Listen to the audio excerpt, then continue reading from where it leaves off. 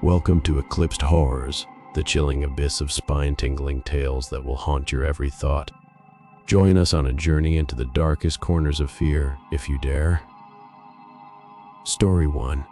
Story name: The Haunting of Blackwood House. The story is written by Tipu Dar.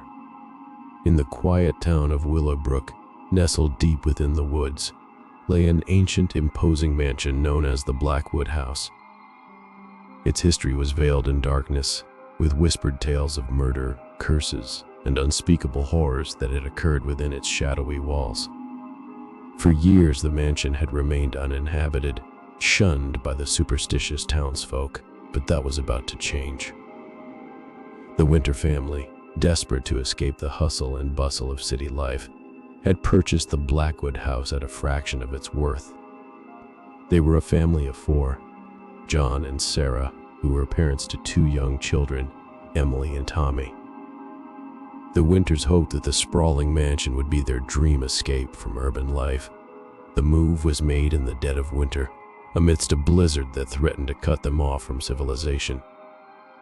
The house loomed eerily, its silhouette dark against the snow-covered landscape. John, a skeptical man, scoffed at the superstitions surrounding the mansion. But Sarah, a more sensitive soul, couldn't shake the feeling of being watched. On their first night, the family gathered around a flickering fireplace, the house creaking and groaning in the biting wind. As they settled into their new home, Tommy claimed a small, hidden closet under the stairs as his secret hiding spot, calling it his fortress of solitude. The days passed, and as the snowfall intensified, the Winter family became more isolated. One evening, while John and Sarah were cooking dinner in the kitchen, they heard a faint, distant cry coming from somewhere within the house. It sounded like a child's voice. Their hearts raced as they rushed to find Tommy and Emily. Both children were playing in the living room, and they insisted they hadn't heard anything unusual. John and Sarah chalked it up to their imagination or the strange acoustics of the old house. However, as the days went by, the faint cries persisted, becoming more distinct and unsettling. One night, after tucking the children into bed, Sarah heard the cries again, this time unmistakably coming from the hidden closet under the stairs where Tommy had made his fortress of solitude. She rushed to the closet, flung the door open, but found it empty. The cries were no longer distant. They seemed to emanate from within the very walls of the mansion. John, now deeply concerned, decided to explore the house. He ventured into the dark, labyrinthine corridors, his flashlight cutting through the obsidian void. He couldn't shake the sensation that the house itself was shifting, its walls alive with dark secrets.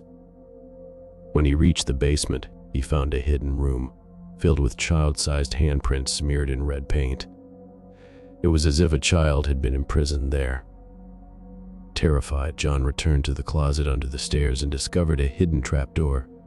He opened it to reveal a chilling revelation, an underground tunnel leading deep into the forest, shrouded in eternal darkness. And in that tunnel, he heard the cries again, now closer than ever. He realized that his son, Tommy, had somehow ventured into this horrifying abyss. John ventured into the tunnel, leaving Sarah to care for Emily. The tunnel was a nightmarish maze, filled with strange symbols and eerie whispers that grew louder and more sinister as he ventured further. He was drawn deeper into the bowels of the earth, driven by the anguished cries of his son. Meanwhile, Sarah, filled with dread, sought to protect Emily. She felt a malevolent presence looming in the house and barricaded the door to the hidden closet. As the hours passed, she could no longer ignore the sinister forces at play.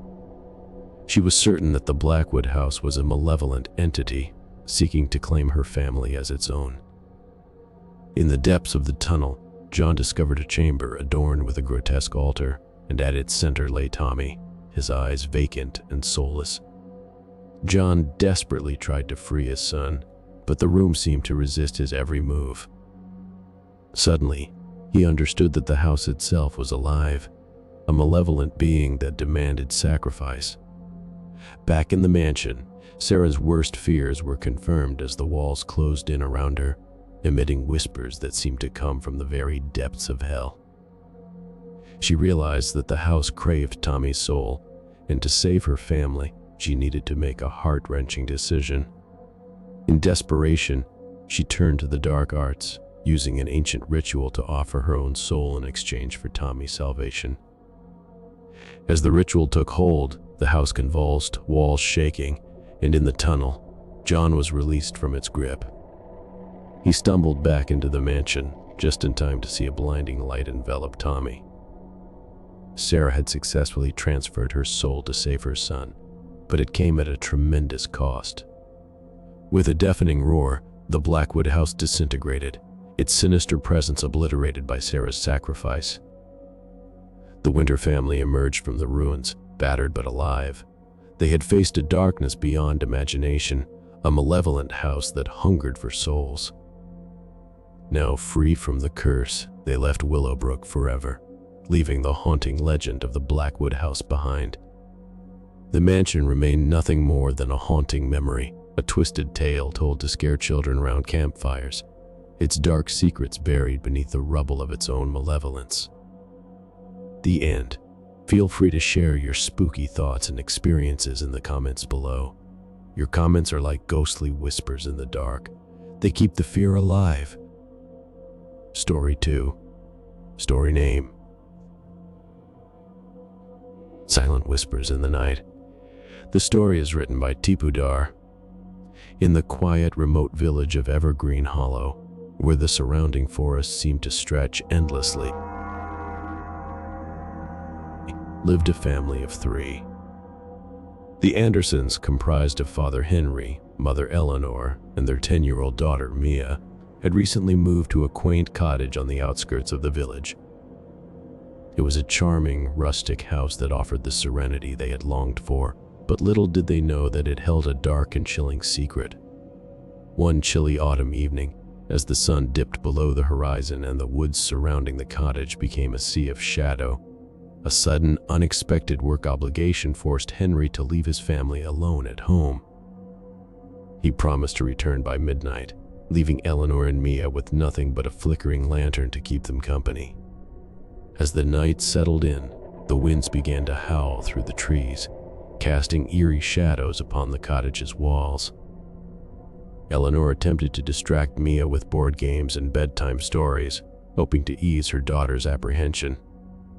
However, with every passing hour, the cottage seemed to grow colder, and an unsettling feeling of being watched gnawed at Eleanor's nerves.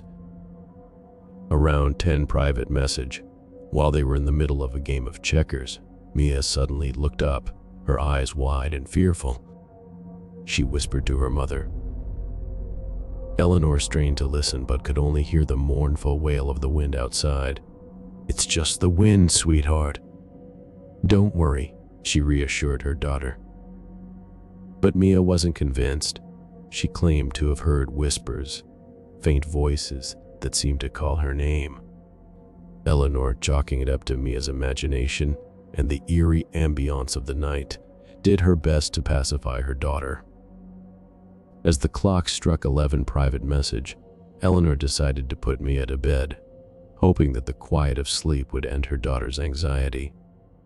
She tucked Mia in, kissed her goodnight, and left a dim nightlight on in the hallway. Eleanor's heart was heavy with worry as she closed the bedroom door, leaving it slightly ajar. Back in the living room, Eleanor tried to distract herself with a book, but her unease continued to grow. She couldn't shake the feeling that something was amiss. The whispers Mia had mentioned earlier began to infiltrate her thoughts. They were no longer just whispers. They had grown into an eerie chorus, like an ethereal choir singing forgotten melodies. Eleanor could no longer ignore the voices. She strained to make out the words, and they seemed to be pleading for something, calling her name. Against her better judgment, she followed the whispers, which led her to the basement door. The basement was a dark, foreboding place she had rarely explored. She hesitated but felt an irresistible pull toward the source of the voices. As she descended the creaking wooden steps, the whispers grew louder, more insistent. They seemed to come from an ancient dusty mirror that hung on the far wall. Eleanor approached the mirror, her reflection wavering as she reached out to touch the cold glass. And then, she heard the whispers more clearly, like a chorus of lost souls crying out for salvation. They spoke of a curse that had plagued the cottage for centuries, of a family long gone, and of their desire to be set free. In the mirror, she saw the tormented souls, their faces twisted in anguish and their eyes filled with despair. It was then that Eleanor realized the truth. The cottage was a prison for these trapped spirits, and they sought a living soul to take their place. Terrified, Eleanor rushed back upstairs, determined to save her daughter from the malevolent forces that threatened to consume her. She entered Mia's bedroom to find her daughter sitting up in bed, her eyes vacant and her lips moving in silent whispers. Eleanor embraced Mia, desperately trying to break the connection Mia had formed with the tormented souls. She whispered words of love and protection, hoping that her motherly bond would shield Mia from the curse that had ensnared the cottage. The whispers in the night grew louder, more frenzied, but Eleanor's love was stronger. With a final desperate plea, she wrenched Mia from the grip of the spirits. Mia's eyes cleared, and she clung to her mother, safe from the sinister forces that had nearly claimed her. As the first light of dawn broke, the whispers in the night faded into silence, and the cottage seemed to sigh with relief. Eleanor knew that they could never stay in that accursed place, for the spirits would forever seek to claim them.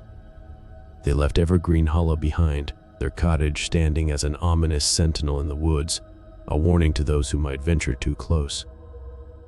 The village whispered about the family who had once lived there, but the Andersons never looked back, leaving the cottage and its haunted secrets far behind in the silent, lonely woods. The end. Join the conversation and let me know what sends shivers down your spine in the comments. Don't be scared to share your horror stories and thoughts. Our community thrives on your spooky input. Story 3. Story name: The Unseen Visitor. The story is written by Tipu Dar. In the sleepy town of Wintersville, nestled between rolling hills and dense forests, stood the old Forester house. Abandoned for years, the dilapidated mansion had earned a sinister reputation as a place of strange happenings and unexplained disappearances. This was the house at the heart of the chilling tale that unfolded one fateful winter's night. The Johnsons, a family of 4, were new to Wintersville, having moved from the bustling city in search of a peaceful life. The parents, Mark and Lisa, were drawn to the charm of the old Forester house and purchased it at a bargain price. They had 2 children, Emily and David, who were excited about the prospect of living in such a mysterious and sprawling home. On a frigid December evening, Mark received an emergency call from work, and despite his reluctance to leave his family alone in the unfamiliar house, he had no choice but to go. He assured Lisa that he would return as soon as possible, leaving her and the kids behind in the dimly lit house. As the night wore on, the wind howled through the trees outside, creating an eerie symphony of sounds. Lisa tried to keep the children's spirits high by engaging in a game of hide-and-seek. As they played, Emily discovered a peculiar door in the attic that was hidden behind a dusty old bookshelf. It led to a small, forgotten room with a window overlooking the sprawling backyard. Emily, intrigued by this secret hideaway, decided it would be the perfect place to hide during the game. Her younger brother, David, reluctantly counted in the attic while Emily scurried into the hidden room, closing the door behind her. However, as the minutes passed, Emily noticed something unusual. She wasn't alone in the hidden room. The air grew colder, and a soft voice began to whisper her name. "Emily, Emily." Trembling with fear, Emily looked around, but there was no one to be seen. She tried to open the door, but it refused to budge. Panic set in as the voice continued to whisper her name, growing more insistent and unnerving. Back in the attic, David had finished counting and began searching for his sister. When he couldn't find her, he called out to his mother, who was growing increasingly concerned about Emily's absence. They searched the house from top to bottom but found no trace of her. Meanwhile, in the hidden room, Emily's terror mounted as the voice grew louder and more sinister. It began to tell her stories of the Forrester family, who had lived in the house generations ago. They were a reclusive and troubled clan, and their dark secrets were buried within the very walls of the mansion. The voice claimed to be the spirit of young Daniel Forrester, who had vanished without a trace years ago. He told Emily of a malevolent presence in the house, a darkness that sought to claim the living. Emily realized that she was trapped with this vengeful spirit, a spirit that was determined to make her his new companion. Meanwhile, Lisa and David were frantic. They had called the police, who arrived to search the house. The officers were baffled by the locked door to the hidden room and couldn't hear the whispers that tormented Emily from within. As the hours passed, Emily grew weaker, her spirit drained by the relentless apparition. She knew that she needed to escape, and with newfound determination, she mustered the strength to resist the voice's chilling whispers. With one final desperate push, she flung open the door, stumbling out into the attic where her family, the police, and a priest who had been called to bless the house awaited. The priest began to recite prayers to cleanse the Forrester house of its malevolent presence. As he did, Emily recounted her harrowing experience, telling her family about Daniel Forrester's vengeful spirit. She warned them that the house held dark secrets that should never be awakened. The prayers seemed to have an effect as the house grew quiet, and the air no longer held the frigid touch of the supernatural. The priest declared the cleansing a success, and the Johnsons decided to leave the Forrester house, their curiosity outweighed by the terror they had experienced. They returned to the safety of their old life, leaving behind the haunted house and its dark history. Emily's chilling encounter was a story they would never forget, a tale of a malevolent presence that had hidden in the shadows, waiting for its chance to claim the living. The Forrester house remained abandoned, a place where only the bravest dared to venture, and a place where the echoes of that night would forever linger in the darkness. The end. Your comments are the heartbeat of this channel. What gives you the chills? Share your thoughts below and let's keep the horror stories flowing. Story 4. Story name: The Shadow in the Mirror. The story is written by Tipu Dar. The old Turner house, nestled at the edge of the woods, had long been a source of whispered stories and dark rumors in the town of Hollowbrook. For decades, it stood empty and abandoned, a place where eerie happenings were said to occur. No one dared to venture inside, and those who passed by it at night hurried their steps, trying to ignore the feeling of being watched. But this ominous place was about to become the setting for a new tale of terror. The Johnson family, Richard, Elizabeth, and their 15-year-old daughter Emma, had recently moved to Hollowbrook, seeking solace from the noise and chaos of the city. The old Turner house, available for a fraction of its worth, seemed like the perfect retreat for the family, despite its foreboding reputation.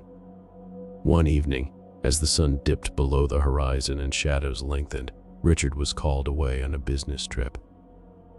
Promising to return in a few days, he left Elizabeth and Emma alone in the eerie house.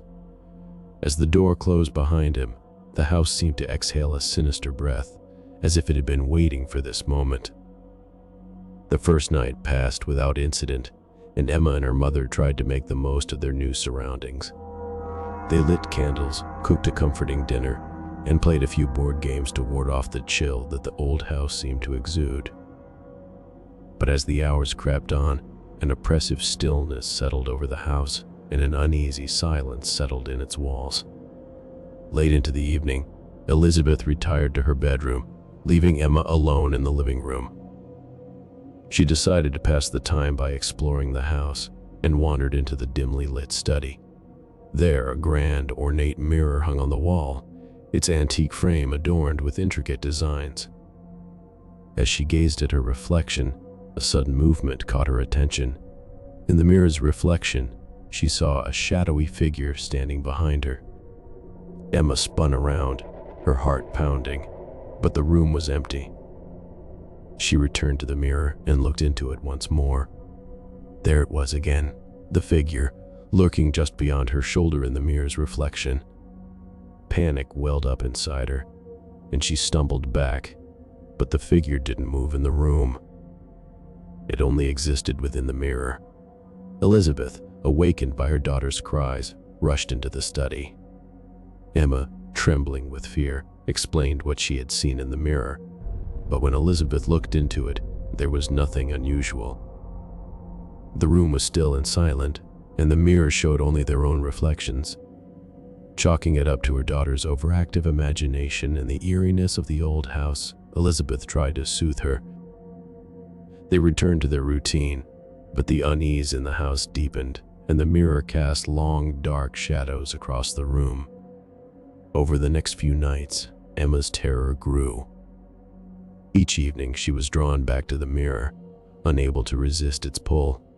She began to see the shadowy figure more frequently, and it seemed to move closer with each passing night.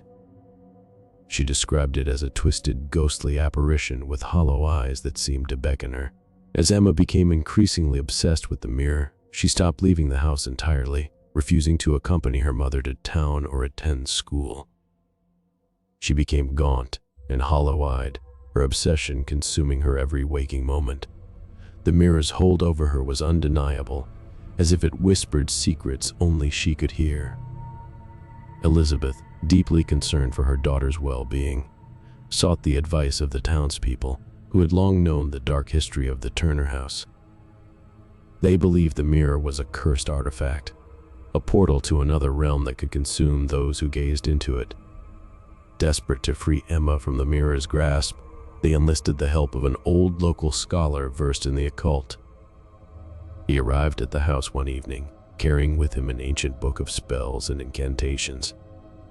As the scholar began his ritual to sever the connection between Emma and the mirror, the shadowy figure within the glass grew more agitated. The room filled with an oppressive darkness, and the mirror seemed to pulse with malevolent energy. The scholar's voice wavered as he chanted incantations, and his candles flickered ominously. Just as the ritual reached its climax, a deafening scream filled the room, and Emma was violently wrenched away from the mirror. It shattered into 1,000 shards, the dark presence released with a final, anguished howl. Emma was free, but her ordeal had left her changed. She had lost weeks of her life, and the terror she had endured left a permanent mark on her psyche. The scholar explained that the shadow in the mirror was the embodiment of trapped souls yearning for freedom, and Emma had almost become one of them. The Johnson family, forever scarred by their experience in the Turner house, abandoned it for good. As they left Hollowbrook behind, they knew that the house held more than just old secrets. It held malevolent forces that could consume those who dared to look into the abyss. And so, the old Turner house, with its shattered mirror, remained an ominous relic of the past, a place to be feared and never revisited. The end. Don't forget to subscribe for more spine-tingling tales, and leave a comment with your thoughts and your own hair-raising experiences below. Story 5. Story name: The Cursed Lullaby. The story is written by Tipu Dar. Amelia had always cherished her grandmother's rustic old cottage, a quaint refuge nestled deep within a dense forest. It was a place where she had spent summers filled with laughter and enchantment as a child. Now, as a young woman, Amelia found herself back at the cottage, this time alone, yearning for the tranquility it always offered. The day had been ordinary, with the sun casting dappled shadows through the trees, and the breeze whispered secrets of the woods. As night fell and the stars painted the sky, the isolation of the cottage became evident. Amelia's grandmother had recently passed away, leaving the cottage to her as the sole heir. She had chosen to spend a few days there to sort through her grandmother's belongings, unaware that the cottage held a secret. The first night was uneventful, but the second night was different. As Amelia settled into the old creaking bed, the wind outside intensified, creating a haunting melody. She pulled the covers close, feeling an inexplicable unease in the stillness of the night. Amelia awoke with a start in the dead of night, her heart racing as she was roused from her sleep by a distant, ethereal melody. She strained her ears to identify the source, fearing that perhaps she was not alone. The haunting tune seemed to come from the living room downstairs, and it was achingly beautiful yet filled with sorrow. With trepidation, Amelia descended the creaky wooden steps and found herself in the moonlit living room. The music drew her like a siren's call, guiding her to an ornate music box on a dusty shelf. The delicate music box played a tune she had never heard before, and as she touched it, the music stopped abruptly. Amelia returned to her bed, still puzzled and somewhat unnerved.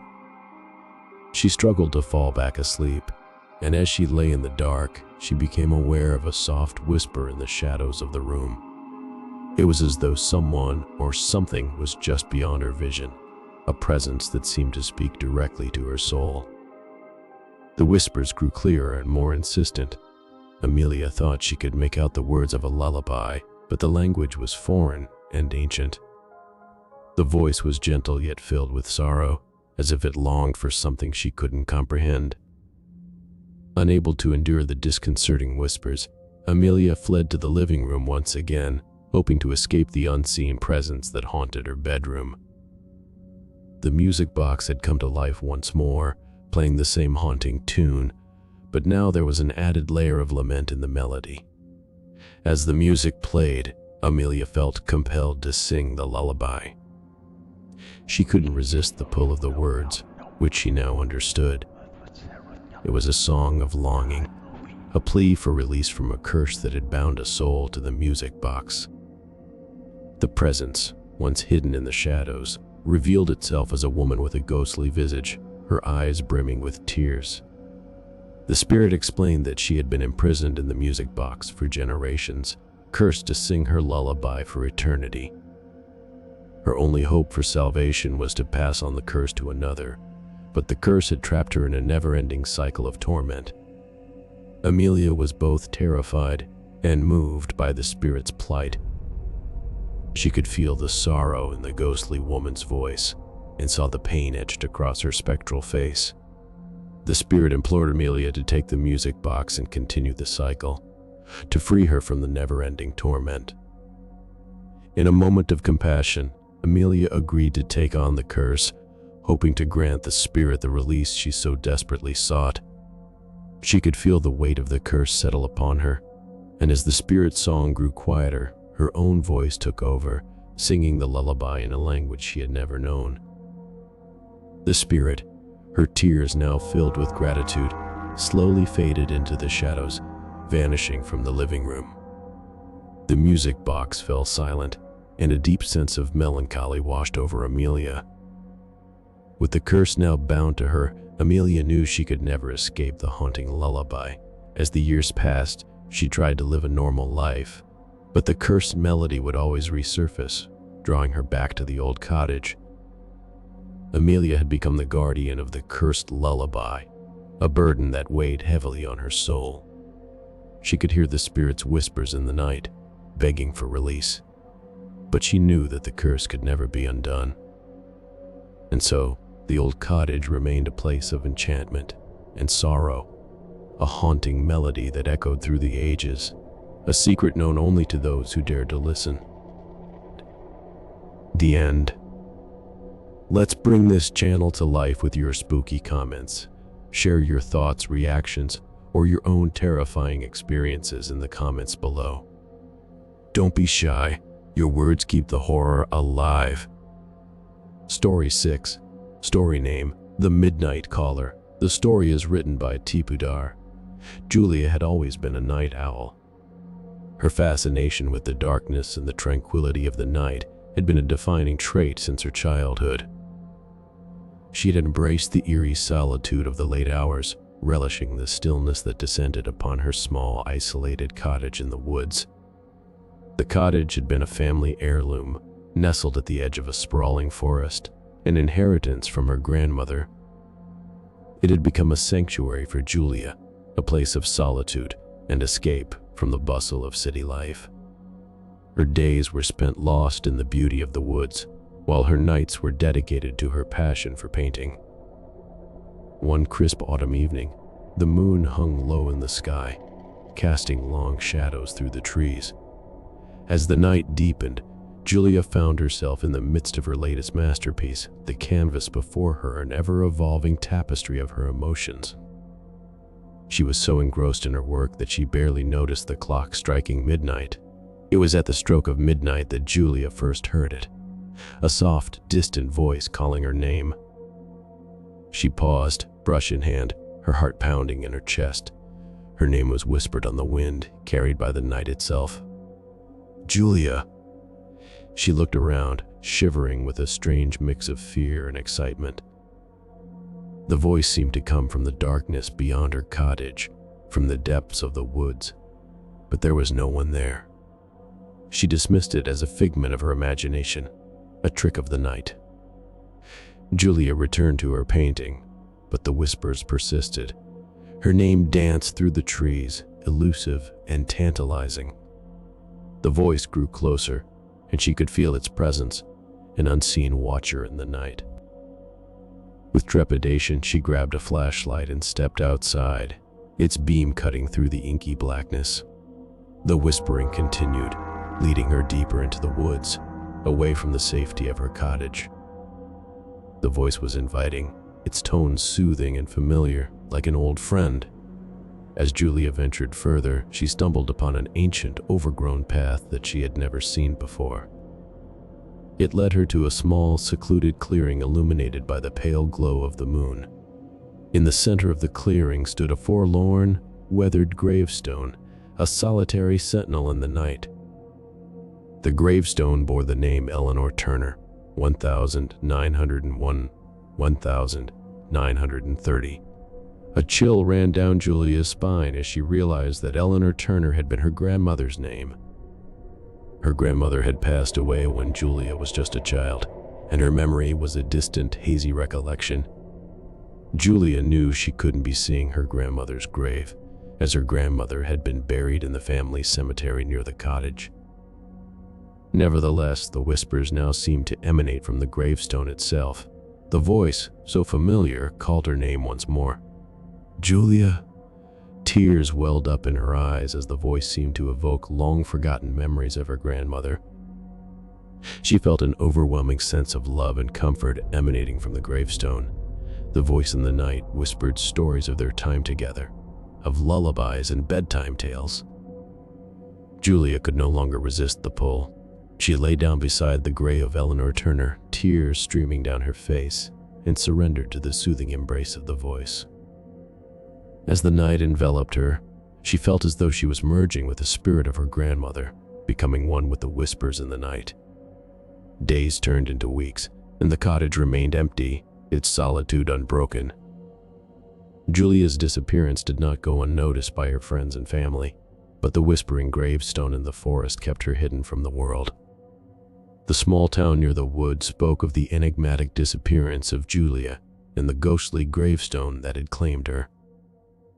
But only those who ventured into the woods at midnight, heeding the voice that called their name, would discover the truth. Julia and her grandmother's spirit had become one, entwined in the whispering darkness of the night, forever lost to the world. The midnight caller had claimed another soul, and the woods kept their ancient secrets, whispering them to those who dared to listen. The end. Story 7. Story name, The Room at the End of the Hall. The story is written by Tipu Dar. Nina had always been fascinated by old houses, especially the ones with a hint of history and mystery. When she came across an ancient Victorian mansion in the heart of a small, forgotten town, her heart raced with excitement. The real estate listing promised grandeur and charm, but it also came with an inexplicable feeling of foreboding. The mansion, known as Ravenscroft Manor, had been vacant for years, and its imposing facade was draped in ivy, its windows long forgotten. Nina, a writer in search of inspiration for her next novel, couldn't resist its lure. With her heart full of curiosity, she purchased the property, determined to breathe life back into the old house. The first few weeks were enchanting. Nina reveled in the mansion's grandeur, exploring its many rooms filled with forgotten antiques and faded paintings. The house had an air of melancholic beauty, and it was as if time had stood still within its walls. One night, as a storm raged outside, and the sound of rain pattering against the windows created a comforting symphony, Nina made a discovery. As she wandered the upstairs corridor, she noticed a door at the end of the hall, a door she hadn't noticed before. The knob turned with a soft click, and the door creaked open to reveal a room bathed in an eerie bluish light. Nina's heart raced as she entered the room. It was unlike any other in the house. The walls were adorned with ornate hand-painted wallpaper depicting hauntingly beautiful scenes of nature. A grand chandelier hung from the ceiling, its crystal prisms refracting the peculiar light. In the center of the room, a massive mirror stood, its frame a grotesque fusion of carved wood and tarnished metal. The mirror drew her closer. As she peered into it, her own reflection seemed to waver, the room's eerie light casting strange shadows upon her image. An unease washed over her, and she quickly turned away, leaving the room and closing the door behind her. Over the next few nights, Nina couldn't shake the room from her mind. Its allure was undeniable, and she felt inexplicably drawn to it. She decided to conduct some research into the mansion's history to uncover the secret of the room at the end of the hall. Her investigations led her to a dusty old book in the town's archives. It told the story of a previous owner of Ravenscroft Manor, a wealthy recluse named Reginald Blackwood. He had built the room as an homage to his late wife Eliza, who had been an artist renowned for her enchanting, otherworldly paintings. Eliza had been passionate about her work, but after her death, Reginald had lost himself in grief, isolating himself from the world. To honor her memory, he created a room filled with her paintings and a mirror that had supposedly been her most treasured possession. However, as Nina delved further into the story, she discovered that the room had been plagued by a series of mysterious deaths. Those who spent time in the room at the end of the hall had met with untimely ends, their fates inexplicably tied to the room's haunting mirror. Determined to uncover the truth, Nina returned to the room. The eerie light, the haunting paintings, and the grotesque mirror all took on a new, ominous significance. She peered into the mirror once more, and this time, she saw a ghostly figure standing behind her, a woman with long, flowing hair. The specter in the mirror reached out a skeletal hand and gestured for Nina to come closer. Her own reflection seemed to move of its own accord, and before she knew it, she was standing before the mirror, unable to look away. The ghostly figure in the reflection whispered her name over and over, and Nina could feel a cold hand on her shoulder, as if the ghostly presence had crossed into the real world. In a moment of terror, Nina tore herself away from the mirror and fled the room, her heart pounding. She locked the door and barricaded it with a heavy armoire, determined to keep whatever had been in the mirror contained. As days turned into weeks, the room at the end of the hall remained sealed. Nina's curiosity had transformed into fear, and the room's whispers haunted her every waking moment. She sought answers in the town's archives, scouring ancient tomes and speaking to the town's elders. Through research, she learned that the mirror was believed to be a portal to a realm of trapped spirits, a place where the living and the dead could intersect. The room had been locked away by Reginald Blackwood after the series of deaths, but it seemed that Nina had unwittingly released the malevolent spirits contained within. Determined to break the curse, Nina returned to the room with a plan, armed with ancient incantations and rituals she had discovered in her research. She began a desperate attempt to seal the mirror and banish the spirits that had torn. As she recited the incantations, the room trembled, and a furious wind whipped through the chamber. The grotesque mirror shattered into countless shards, each one containing a trapped spirit. The room at the end of the hall was consumed by a blinding light, and the spirits were drawn back into the mirror, disappearing into the abyss from which they had come. Nina had succeeded in breaking the curse, but the room was forever changed. The bluish light had been extinguished, the haunting paintings had faded, and the room had returned to a sense of normalcy. Reginald Blackwood's cursed creation had been sealed, but the price had been high. With the curse lifted, Nina sold Ravenscroft Manor, eager to leave behind the horror she had uncovered. The room at the end of the hall would forever remain locked away in the annals of history, a place where the living and the dead had intersected, a place where darkness and light had warred, and a place that would continue to haunt Nina's dreams, even in her new, distant life. The end. Your comments are the key to unlocking more spine-tingling tales. Share your thoughts and experiences, and let's create a chilling conversation in the comments below. Story 8. Story name: The Haunting in Apartment 13. The story is written by Tipu Dar. In the heart of the city, nestled amidst towering skyscrapers and a sea of people, was an unassuming apartment building. Its name, Wexford House, was etched in fading gold letters above the entrance.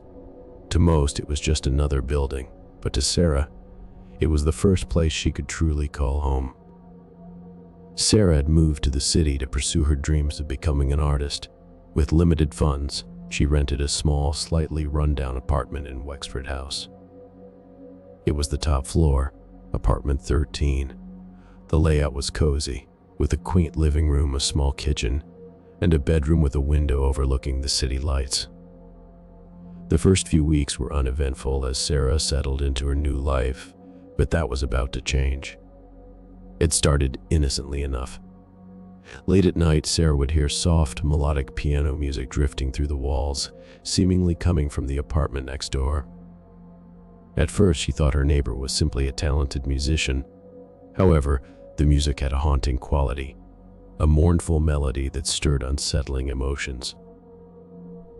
An elderly man named Mr. Holloway answered, his eyes tired but filled with kindness. He explained that he hadn't played the piano in years, and that he hadn't heard the music Sarah described. The mystery deepened when Sarah realized the source of the music seemed to be her own apartment, apartment 13. She would awaken in the dead of night to the sound of the piano, as if an invisible musician were playing just beyond her bedroom wall. The unexplainable events escalated.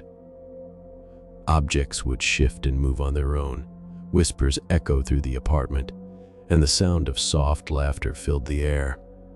Sarah's nights were plagued by nightmares, vivid and terrifying, where she would see herself as a ghostly figure wandering her own apartment, lost and tormented. Sarah's mental and emotional state began to unravel. She felt as though a malevolent presence had latched onto her, a dark force that had made itself at home in apartment 13.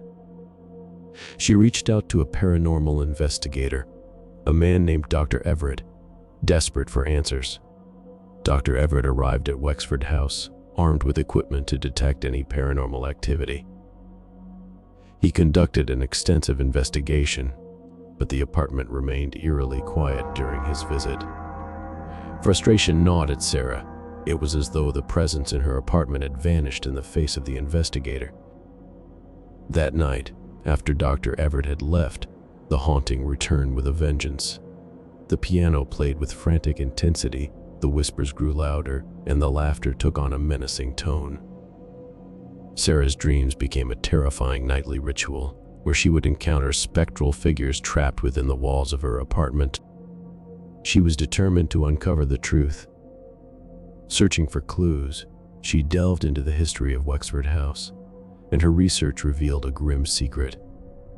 Apartment 13 had once belonged to an acclaimed pianist named Lucius Mordum, who had mysteriously vanished without a trace many years ago. He had left behind a legacy of beautiful, melancholic compositions, but his disappearance had remained an unsolved enigma. Sarah's investigation led her to the archives of a local library, where she stumbled upon an old newspaper article from the time of Lucius Mortem's disappearance. It contained a haunting photograph of the pianist, his face filled with despair, staring out from the article as if reaching across time and space. With this newfound knowledge, Sarah realized that Lucius Mortem's spirit was trapped in her apartment, forever longing to complete his final composition. His torment was the source of the haunting. Sarah felt an overwhelming sense of compassion for the lost musician and knew that she had to help him find peace. Armed with her love of music and the memory of Lucius Mortem, Sarah sat at the piano in apartment 13. As her fingers danced across the keys, she felt an otherworldly presence beside her. She knew that she was not alone, and together they began to play a duet, a hauntingly beautiful melody that transcended the boundaries of the living and the dead. As the last notes echoed through the apartment, a profound stillness settled in. The whispers, the laughter, the nightmares, all ceased. Sarah had helped Lucius Mortem find closure, and his spirit was finally free. Apartment 13 in Wexford House was no longer a place of darkness and despair. Sarah could sense a newfound peace within its walls. With a smile, she felt grateful for the connection she had forged with the spirit of Lucius Mortem, a connection that transcended the realm of the living. Sarah continued to live in apartment 13, with the haunting now a distant memory. The piano no longer played on its own, but its music remained a cherished part of her life. In the end, she had found a home, not just in the city, but in the heart of a ghostly pianist who had finally found peace, a home where her dreams of becoming an artist could truly flourish. The end. Venture into the darkness of the comments section and share your thoughts, fears, and chilling stories. Your words fuel the horror on this channel. Don't hold back. Story 9. Story name: The Shadows Within. The story is written by Tipu Dar. In the heart of the countryside stood an ancient farmhouse, weathered by time and isolated from the bustling world. The homestead had been abandoned for generations, left to the mercy of the elements and the creeping vines that encased its exterior. Few knew of its existence, and those who did told unsettling tales of the darkness that lingered within its decaying walls. Katie, a spirited young woman with an adventurous spirit, had grown up hearing stories about the mysterious farmhouse. Her curiosity got the best of her one summer day, and she decided to explore the place that had haunted her imagination for years. With a backpack filled with supplies and her trusty flashlight in hand, she embarked on a journey to the farmhouse, determined to uncover its secrets. The day was warm and bright, the sun casting a warm glow on the overgrown path that led to the forsaken farmhouse. As Katie approached, she couldn't help but be awestruck by the eerie beauty of the place. It was as if time itself had preserved the house's aura of mystery. Inside, the farmhouse was a labyrinth of forgotten memories. Dust-covered furniture stood in silent testament to lives long gone. Old photographs and faded portraits adorned the walls, their subjects forever trapped in time. Katie felt a strange energy in the air, an unexplainable pull that beckoned her further into the house. As she ventured deeper, she discovered a narrow staircase leading down to the basement, its entrance hidden behind a heavy tapestry. She couldn't resist the temptation and descended into the cool darkness below. The basement was a vast, dimly lit chamber, filled with discarded belongings and forgotten relics of the past. Katie's flashlight beam fell upon a series of peculiar symbols drawn on the walls. They seemed ancient, their meaning lost to time. As she continued to explore, a sensation of being watched began to gnaw at her. She felt a presence in the darkness, a shadowy figure just beyond the edge of her vision. Panicked, Katie hurried back up the stairs and returned to the main floor, but the feeling of being watched persisted. She decided to explore the upper levels of the farmhouse, her footsteps echoing in the silence of the forgotten house. The rooms were empty, devoid of life, and yet the presence lingered, always just out of sight. In one room, she stumbled upon an old journal, its pages filled with the cryptic musings of a former resident. The author wrote of an experiment, of delving into the world of shadows and seeking to communicate with the beyond. The last entry spoke of a darkness that had been awakened, a malevolent force that had been unleashed. As Katie read the journal, she felt a chill run down her spine, for she realized that she had unwittingly stepped into the aftermath of that dark experiment. The farmhouse was a haven for spirits, the shadowy remnants of the experiment's subjects who had become trapped within its walls. Desperate to escape the growing terror that enveloped her, Katie retraced her steps and headed back down into the basement. The symbols on the walls seemed to pulse with an otherworldly energy. As she stood in the dimly lit chamber, the shadowy figure that had watched her inched closer, its form becoming more defined. In a moment of revelation, Katie realized that the malevolent force mentioned in the journal was drawing her into its dark realm. The symbols on the walls were a gateway, a portal to a dimension where the shadows held sway. She knew that she had to break the connection, to seal the gateway before the darkness could consume her. With trembling hands, she wiped the symbols from the walls, using an old cloth she found nearby. As she did, the shadows within the basement began to writhe and recoil, their presence diminishing. The shadowy figure let out an agonized wail, and with a final desperate effort, it lunged at Katie. With a surge of courage, she held her flashlight aloft, its beam casting a blinding light upon the shadowy figure. The entity let out one final mournful cry and dissipated, vanishing into the ether. The presence that had been haunting her disappeared, and the basement fell silent. Exhausted but triumphant, Katie emerged from the basement, the malevolent force no longer a threat. The farmhouse, though still filled with the echoes of its past, had been freed from the darkness that had consumed it. As she left the old farmhouse behind, she couldn't help but feel a sense of closure, a connection to the souls who had once been trapped within its decaying walls. The farmhouse stood in solemn silence, its mysteries still shrouded in time. Katie had uncovered its secrets and faced the shadows within, emerging unscathed and forever changed by her haunting adventure. She knew that she had tamed the malevolent force, and in doing so, had given peace to the lost souls who had wandered within its forsaken rooms. The end. Dare to disturb the silence.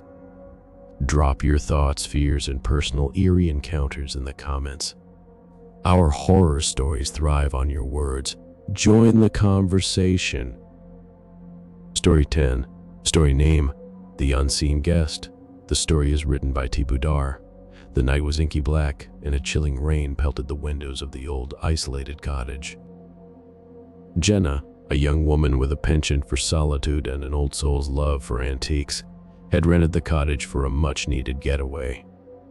Nestled deep within a forest, it was the perfect escape from the chaos of city life. The cottage was charming in its own eerie way, with ancient wooden floors that creaked underfoot and antique furniture that whispered stories of long-forgotten times. Jenna reveled in the solitude, the peace and quiet that enveloped her as she explored the nooks and crannies of the old house. On the second night of her stay, as she cozied up with a book in the dimly lit living room, Jenna was startled by the sudden flickering of the antique gas lamps. She dismissed it as an old wiring issue, but a feeling of unease had already settled in. It was as though the room had taken on a life of its own. With the flickering lamps casting eerie shadows on the walls, Jenna decided to retire to her bedroom on the second floor. She climbed the creaky staircase and settled under the heavy quilts of the four-poster bed. But as she began to drift off to sleep, she was jolted awake by the unmistakable sound of footsteps echoing through the hallway. Panicking, Jenna switched on the bedside lamp, her heart racing. The footsteps, slow and deliberate, continued, drawing nearer to her bedroom. Her voice trembled as she called out, "Who's there?" But the only response was the soft rustling of curtains in the breeze.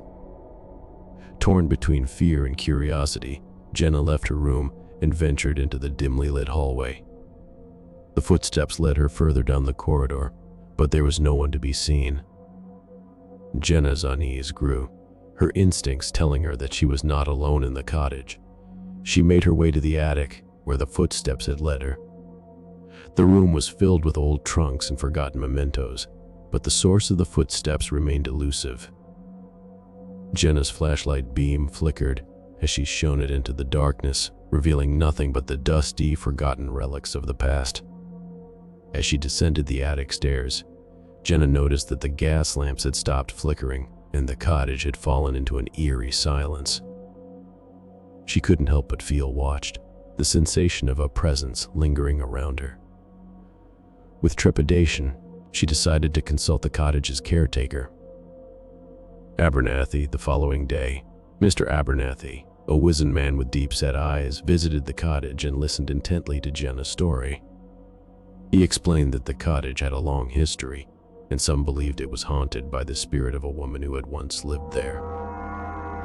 This woman, a reclusive artist named Eliza Hartwood, had been known to wander the house at night, her presence felt but never seen. Jenna was unnerved by the tale, but decided to stay another night, determined to uncover the truth. As the night wore on, she lay in her bed, her eyes trained on the shadows that danced across the ceiling. The eerie stillness was broken by a soft, plaintive cry, the distant sound of a woman weeping. Jenna followed the sound, which seemed to lead her to a door hidden at the end of the hallway.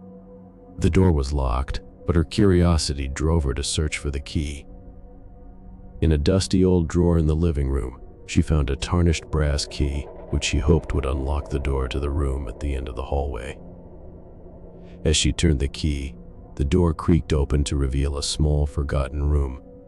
It was filled with old canvases, covered in dust cloths and antique art supplies. Jenna felt as though she had stepped into Eliza Hartwood's world, a place where the artist's creativity had come to life. The weeping had grown louder, and Jenna felt a presence in the room, an invisible force that enveloped her. With trembling hands, she removed the dust cloth from a nearby canvas and uncovered a hauntingly beautiful portrait. It was Eliza, her face filled with a melancholic beauty that spoke of sorrow and longing. Jenna couldn't tear her eyes away from the portrait, and as she gazed upon it, she felt the room come alive. The ghostly form of Eliza appeared before her, her eyes filled with tears. She explained that she had been trapped within the room, unable to leave her art and her beloved cottage behind. Eliza had longed for someone to discover her art, to bring it to the world, and Jenna had become the answer to her prayers. The weeping spirit begged Jenna to fulfill her dream, to share her art and bring her story to life. With compassion in her heart, Jenna took photographs of Eliza's artwork and vowed to share it with the world. As she left the cottage, the weeping spirit of Eliza Hartwood seemed to find solace in the knowledge that her art would finally be seen and appreciated. Jenna returned to the city, haunted by her experience in the old cottage. She fulfilled her promise, sharing Eliza's art with the world, and the haunting presence that had once tormented her faded away. The cottage was no longer a place of fear, but a testament to the untold stories of the past, and Jenna had become the keeper of Eliza Hartwood's legacy, the one who had brought her art and her spirit to life. The end. Dare to disturb the silence. Drop your thoughts, fears, and personal eerie encounters in the comments. Our horror stories thrive on your words. In the conversation,